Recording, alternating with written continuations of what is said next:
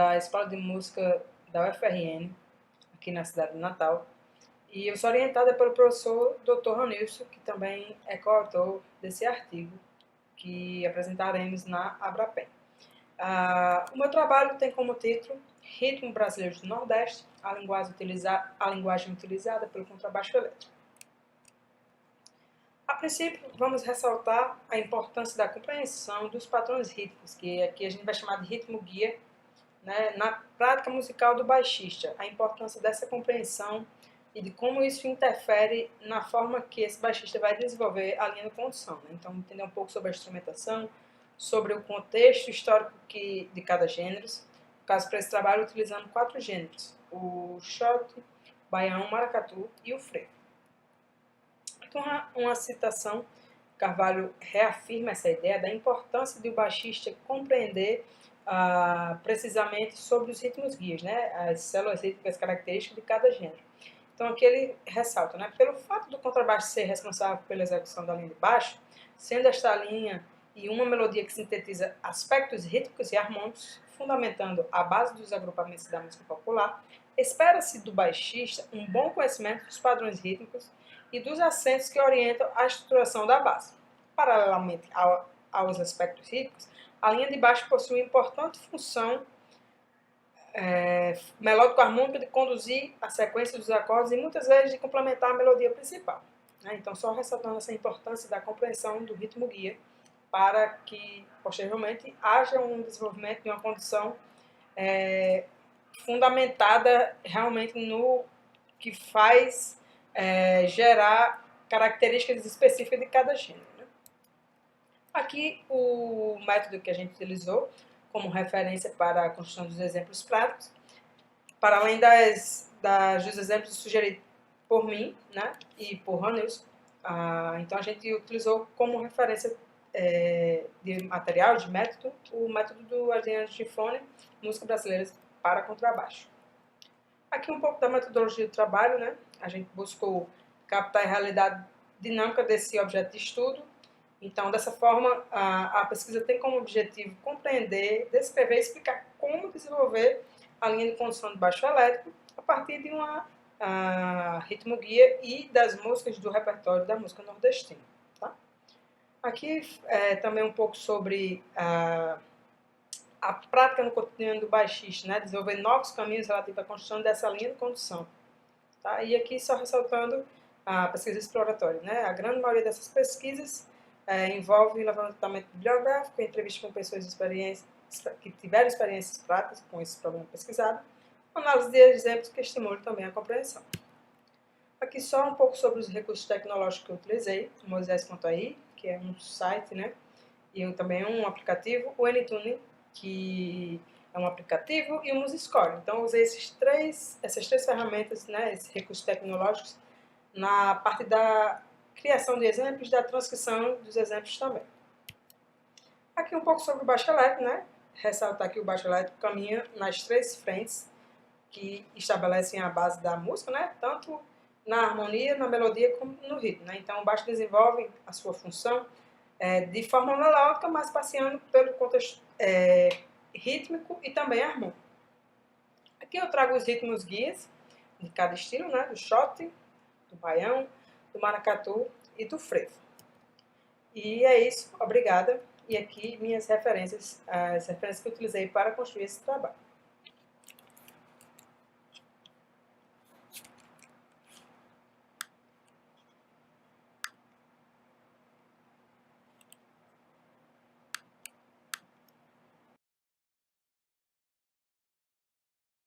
Olá pessoal, tudo bem? Eu sou o Ledo Ivo e irei falar para vocês sobre o contrabaixo elétrico na música instrumental brasileira, técnicas estendidas utilizadas na música no Nordeste, a salsa é assim.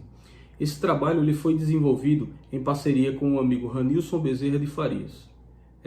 O intuito é apresentar a composição no Nordeste, a salsa é assim, a sua forma macro, né, as técnicas estendidas presentes nela, e também citar a música como fonte de pesquisa das técnicas estendidas no contrabaixo elétrico, também para ajudar outros pesquisadores, outros instrumentistas, tá bom?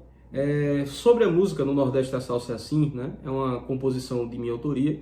Ela foi composta e arranjada para quarteto de saxofones, flautas e baixo elétrico, em meados de 2016. A música foi gravada de forma remota em meio ao período pandêmico da Covid-19, no final do ano 2021 e início de 2022. Os músicos que participaram dessa gravação foram Marcelo Martins, que é de Niterói, Rio de Janeiro. Ele gravou saxofone soprano, alto, tenor e flautas. E já o Henrique Albino, que é de Recife, Pernambuco, ele gravou o saxofone barítono. A composição do Nordeste a Salsa é Assim, e sua forma macro, né? Inclui aqui uma introdução, um tema A, o tema B, preparação para o tema C, ponte para o tema D, transição para o tema A e o final. As técnicas estendidas utilizadas nessa música são as de slap, né? As mais conhecidas, né? Tipo thumb, que é justamente bater com o polegar na corda. O double thumb, que é justamente para cima e para baixo, né? O polegar para cima e para baixo na corda. O pluck, que é justamente a puxada.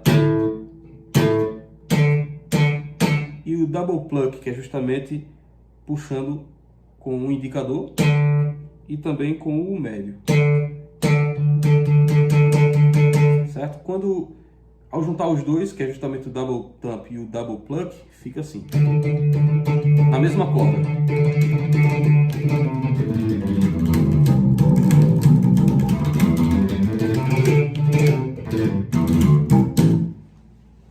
Então, para tocar essa música é necessário também trabalhar a independência das mãos. Separei dois padrões.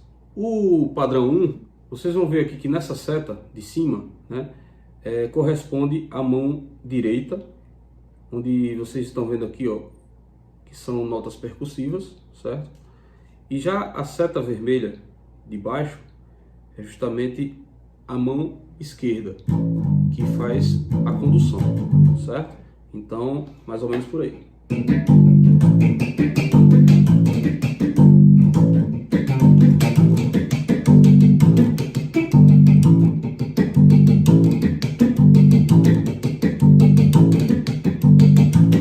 Já a outra, né, o padrão 2, vocês vão ver aqui como se fosse uma clave de salsa, né? Uma espécie de cobble. Então é mais ou menos assim.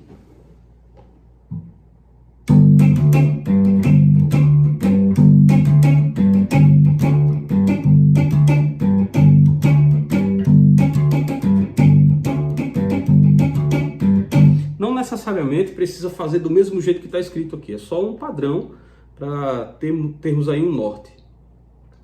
Então, para ficar melhor, né, para o leitor, decidimos disponibilizar QR Codes, né, do padrão 1, do padrão 2 e também da música completa, né, da música inteira. Vocês vão ter acesso aí também, tá?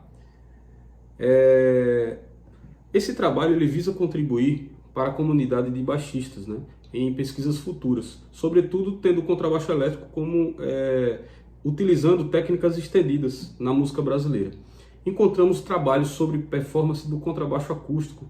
No entanto, para o elétrico ainda há a necessidade de mais pesquisas, tá bom? E espero que esse trabalho aqui ele possa contribuir com várias pesquisas nas técnicas estendidas, tanto para o contrabaixo elétrico quanto em outros instrumentos também.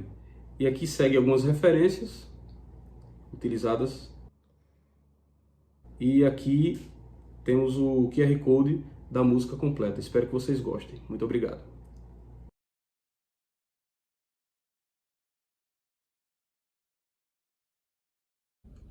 Prática Deliberada se trata de um programa de capacitação orientado por um expert que faz com que o aprendiz desenvolva ao longo dos anos, por meio de seu esforço individual e pelos feedbacks recebidos do especialista, desenvolva sua própria expertise de acordo com Erickson.